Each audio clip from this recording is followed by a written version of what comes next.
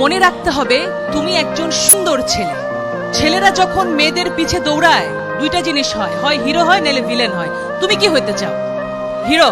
Villain হইতে চাইলে কি হবে জানো? পিছে পিছে দৌড়াবা, ওই যে পুলিশ এসপি সে ধরে নিয়ে আবার একটু পেদানি দিবে, মেয়েকেও পাবা না, মাইরও খাবা। ভাই ভালোই তো বাসছিলে, তুই কি দোষ করলাম, তাই না? তার মানে দোষটা কোথায়? The way. তুমি রাস্তায় দাঁড়িয়ে শীষ বাজাবা কেন? তুমি ভদ্র হয়ে দাঁড়াও, তুমি তাকায় দেখো, মেয়েটাকে তাকায় না দেখলে মেয়েটা কিন্তু হার্ট অ্যাটাক করে মরে যাবে, যে তাকাই না ছেলেরা আমার দিকে, ঘটনা কি? কিন্তু সেই দৃষ্টি থাকবে সৌজন্যমূলক, সুন্দর। সুতরাং ছেলে এবং মেয়ে মিলে সুন্দর পৃথিবী করতে হলে তোমাদের জানতে হবে ছেলে অনেক ভালো, মেয়েরা অনেক ভালো। সুতরাং দুজন মিলে একটা সুন্দর পৃথিবী হবে। নিজের শরীরকে যত্ন নিতে হবে দুটি কারণে।